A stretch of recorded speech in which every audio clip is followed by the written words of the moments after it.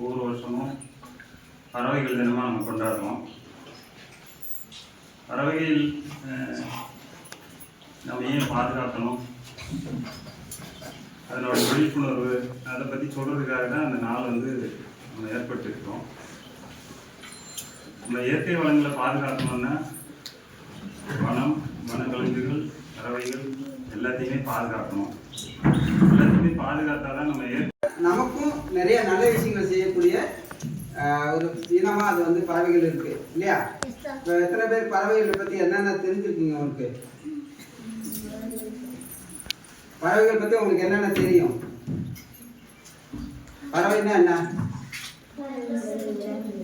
என்ன பறவைலாம் உங்களுக்கு தெரிஞ்சிருக்கணும்.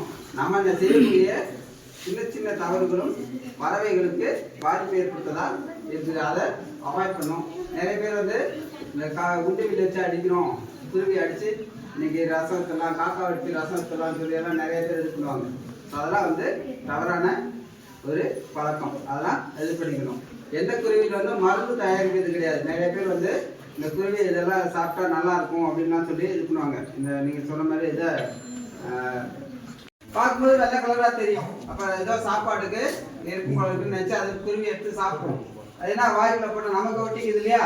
குருவி வயிற்றுக்குள்ள போய் ஒட்டிச்சுன்னா குருவி செத்து போயிடும் இல்லையா? இப்போ பப்ளிக்காம நம்ம சாப்பிட்றது கேடு, அதை வெளியே போட்டோம்னா குருவிக்கும் கேடாயிடும். ஸோ அதெல்லாம் அவாய்ட் பண்ணிக்கணும். இன்னொன்று இந்த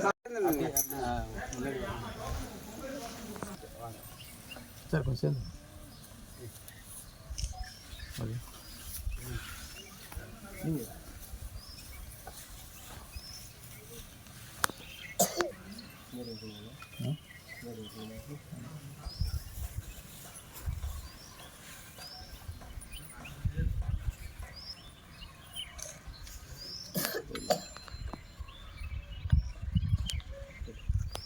நீங்கள் கொடுங்க சார்.